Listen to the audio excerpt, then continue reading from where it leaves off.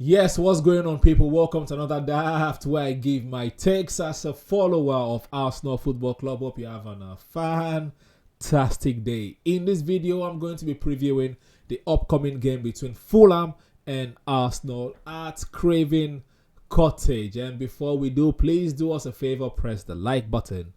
Subscribe if you're new to the channel or yet to do so, and give us your own thoughts, your own takes in the comment section below as well. Now the international break is over, right? Hope your country is qualified. Nigeria, my own home country, managed to get into the playoffs for the World Cup. It was hard work, but Osimhen pulled through with a hat-trick, winning Nigeria, beating Benin Republic 4-0, and we got into the playoffs. And that country that also got to the playoffs was Sweden. They were not good in the qualifiers, but they managed to get into the playoff.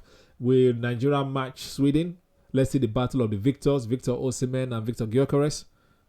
Well, that'll be interesting to see. But anyways, leave international football alone. Let's talk about the Arsenal, because that's what we're here for. The EPL is back.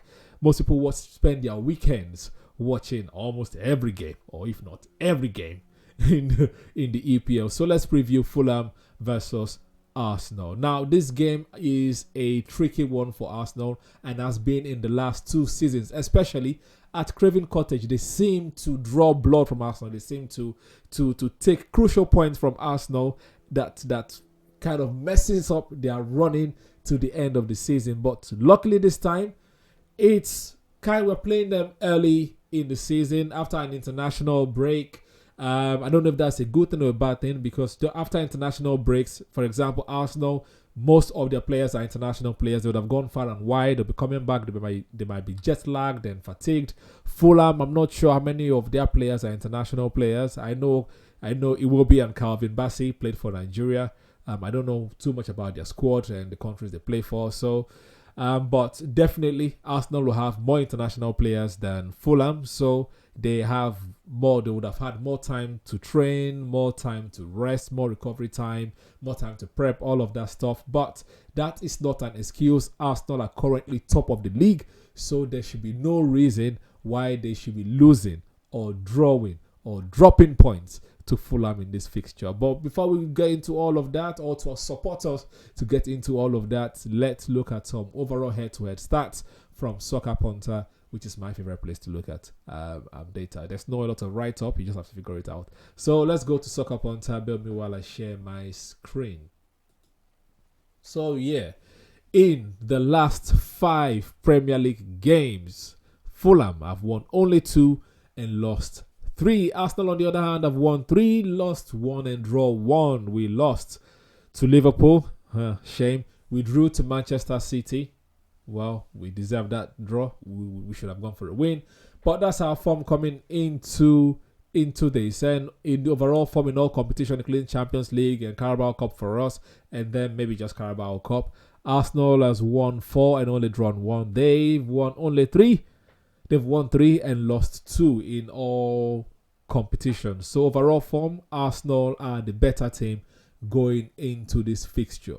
Okay. Hopefully that gives the players, that gives the fans some ginger, some motivation for ahead of this fixture, right?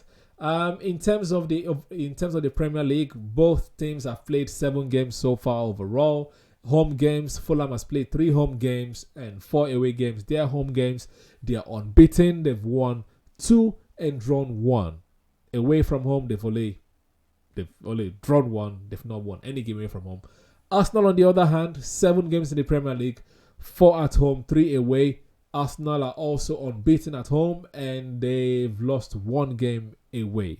So if you're looking at the dynamics, Fulham are at home. They've not lost any games. Arsenal are going away. They've lost 1 game so far. So the Fulham supporters will be kind of motivated, saying, they've not lost any games this season. They're unbeaten at home. Maybe they can get some points from Arsenal, but that should not be the mentality of Arsenal, because right now they are top of the league. So they should play like people that are top of the league, people that are in the driving seat, holding their destiny and the fate of the Premier League, of their own Premier League title in their own hands. They should go there and smoke them the way they smoke rabbits out of the holes. Let Fulham be running their tails. I don't want to make any hams joke yet until we hammer them. Then maybe I will ham the jokes. But until then, let's look at the overall head to head. Overall head to head. Now, in the top division, we've met Fulham about 34 times.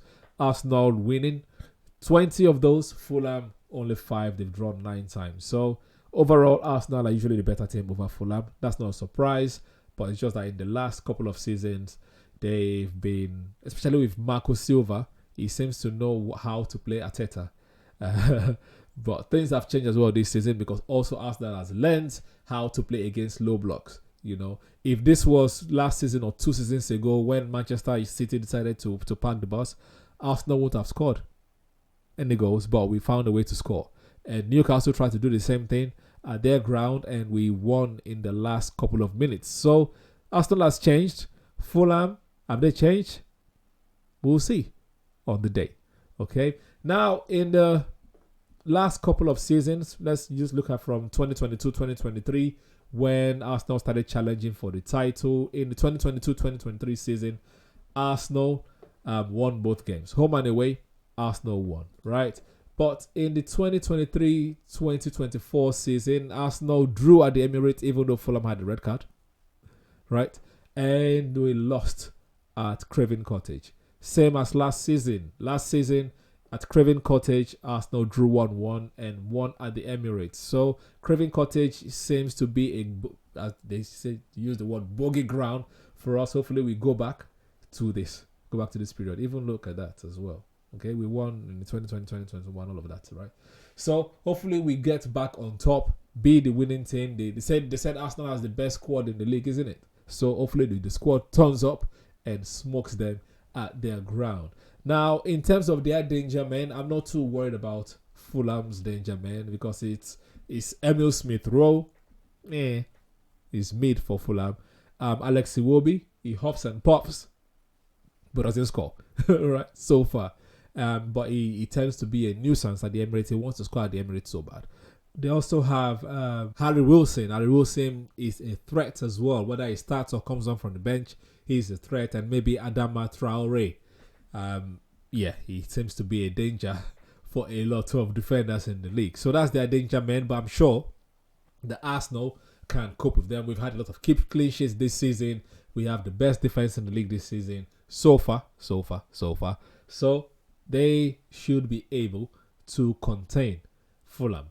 Arsenal's danger man, obviously Starboy is number 1. Starboy Saka.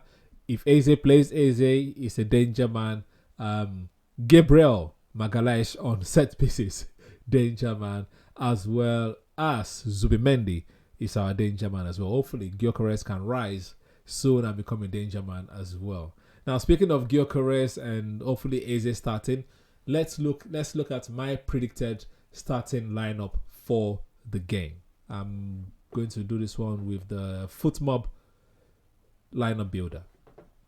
Now, majority of people would have expected Arsenal to play a 4-2-3-1, but for me, because of the history of Fulham in the last couple of games where they will prefer to score early and then sit back and pack men behind the bus. So Odegaard is injured. For me, I'm going to say take out Odegaard because it's injured. Bring in Mikel Merino because it's kind of a like for like, not in terms of quality, but in terms of they know how to handle the press, they know how to start the press, and they know how to read the game. So Merino, for me, and obviously Zubimendi comes in. So for me, away from home, it should be this midfield, right? The fullbacks are the defense is the defense. Calafiori, Gabriel, Saliba, Timber. Then we should have Rice, Zubimendi, Merino, and Trossard, Gyokeres, Saka.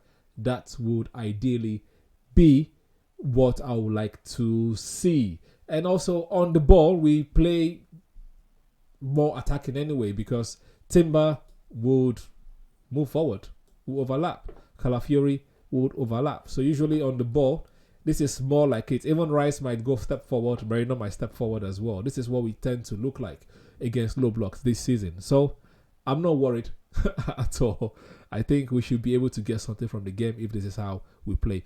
And in the second half, if things are not working, or even things are working just because we want to kill the game, we can now switch to a 4-1-4-1.